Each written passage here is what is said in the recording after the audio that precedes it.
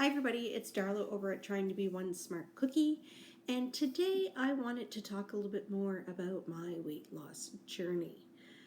You may have seen in one of my last videos about my resolutions that one of them is to lose another 20 pounds by June, and I'm assuming that it will be another 20 pounds from June to December. But for now, we're concentrating on the first 20 because for me, if I look at it as a big okay, I'm going to lose 60 pounds. That overwhelms me and it doesn't seem achievable. So I like to set a realistic goal and then set another as time goes on. This worked for me in the past, so I am hoping it will work again. I started off at a little bit over 200 pounds. I'm 5'3". That was a significant amount of weight for my height, and I didn't care at the time. I was very depressed.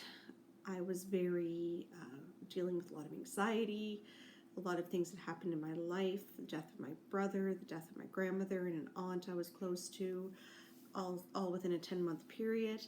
I'd also had some surgeries, one of which I almost perished from, and actually had to be brought back a couple of times with paddles and the whole 9 yards. So anyway, I was going through a bit of a time.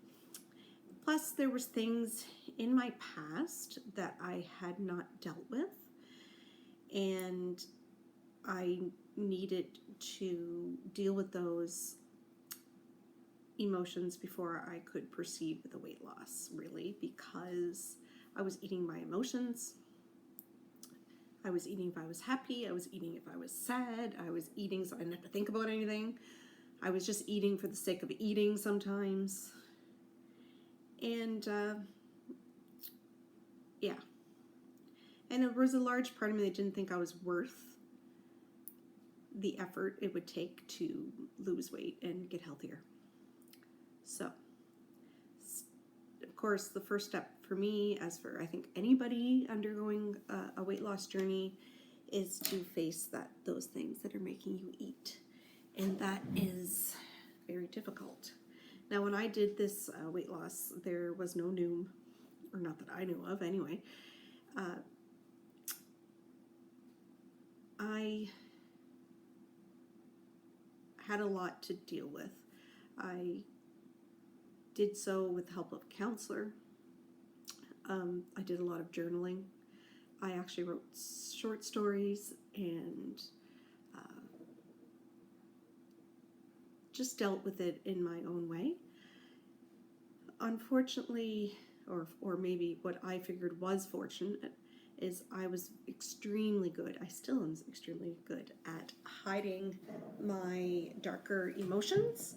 So what I was doing was smiling, being happy, having that mask on all the time, and I still do it constantly. But the difference back then was I would come home and that would be so exhausting that I would like eat chips or I would eat whatever. I was never a big pop drinker, so that was not an issue for me. Salt is my downfall. Boy, do I love a good bag of chips. However,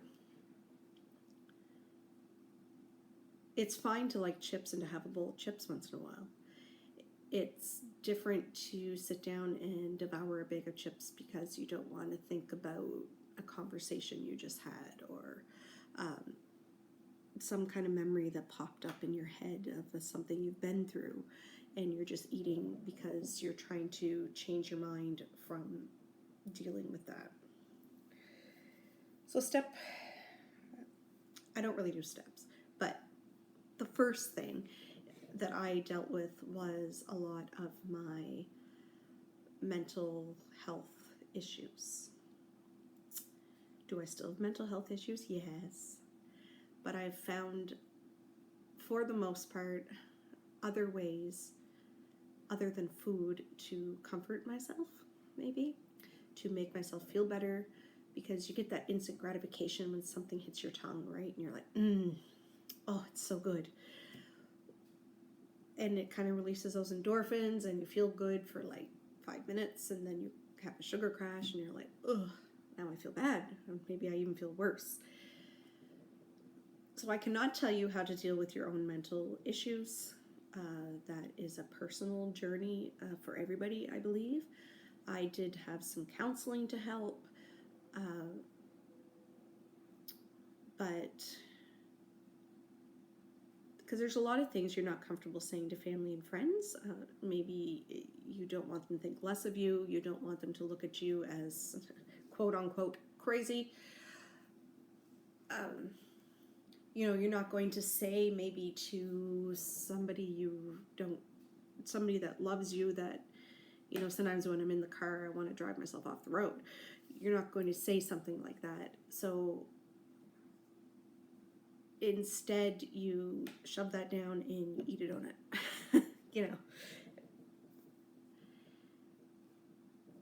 So get help if you need it. That's all I'm saying. For me, the step number 2 was doing a lot of research on what's good for my body, what's not good for my body, and none of this is fad diets. I tried all the fad diets in the past. It didn't work. They all work temporarily.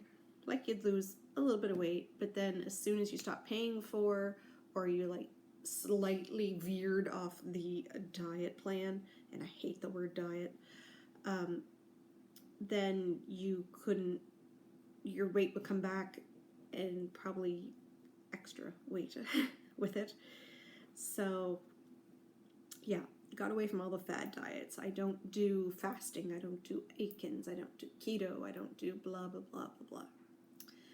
Now, saying that, I know for my body that when I eat a lot of carbs, simple carbs especially, and I think this goes for a lot of people, I put weight on. I walk by a bowl of pasta, I gain 5 pounds. And I know that. So I also know a big trigger for me would be something like a pizza, because the crust is just empty calories really, and nachos, chips, more empty calories. Doesn't matter really what I put on top of it. It could be all vegetables. It can be all really healthy stuff. You're still putting cheese on there. You're still eating with sour cream. You still have chips. It's not a healthy choice. So there is a learning curve, of course. And I'm not saying you can never have a plate of nachos. Oh my goodness, no. We do nachos probably once a month or so for a meal. It's a nice little thing that we both enjoy, and I don't believe in denying yourself any food. I believe everything in moderation. But I do think the time of day you eat certain things makes a big difference for myself. So if I have toast in the morning with my eggs, say, I don't have carbs the rest of the day. Or if I know that supper is going to be some kind of pasta casserole, then I don't have carbs the rest of, like, before dinner time, supper time, if you're not in Canada. So that's just what worked for me.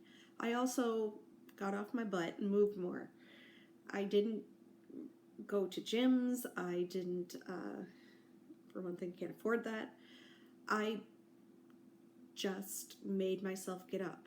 If I was watching a show, I would get up and walk around the house during the commercial time. And at first, it seemed so difficult. And even now, like today, all I really want to do, my mental health is not in a great spot, so all I really want to do is sit and play a game on my phone and not have to deal with life. However, life needs you to deal with it, so there's part of you that needs to get up and just do it. And I know that might not be particular helpful advice, but nobody else can move your body except you. Nobody else is putting food in your body except you. So even if you have issues to deal with, which I did as well, before I have lost a significant amount of weight, but I do need to lose more for my height. to be healthy. Um, when it comes right down to it, you have to do it. I can't do it for you. Your husband can't do it for you. Your friends can't do it for you. Your family cannot do it for you. You have to do it for you. You have to get yourself to a mindset, and it's not an easy journey, that says you are worth to get up and move. You are worth not eating that hamburger. And I don't believe that you need to skip meals. I don't believe in that at all. I think you need to be on a schedule. I actually think skipping meals is detrimental to losing weight. So that are just some of the things I faced going through my weight loss. And I'm not looking forward to losing 20 pounds by June. It's going to, there is things I need to restrict, of course. But that's not what worries me. What worries me more is there's stuff I have to face. There's stuff I need to deal with before the weight will actually come off. Because right now I'm not in a mindset where I'm feeling like I am worth doing that. But I am doing it to get me pushed towards that mindset. I am thinking to myself, I need to do this for my husband. I need to do this for my mother. I need to do this for my friends, because I don't want them to have to be taking care of me. I want to be able to go out and do active things with them. I want to be able to enjoy and participate in their lives and not have my weight hold me back. My health, not just your weight. It's more a health issue with me. So, although I do need to lose the weight, of course. So I'm not obese now. Well, I don't consider myself to be obese now, but I was when I started the journey. And it wasn't easy, but I got there. And I think you can get there too. So let's embrace this together. Please, supportive comments only. Like I said, I'm not a counselor. I'm not a mental health official. I'm not a dietitian or a nutritionist. I'm just telling you what I do and what works for me and how I had to start my journey. So I hoped it helped a little bit. And remember to smile at somebody today, because they might need it just as much as you do.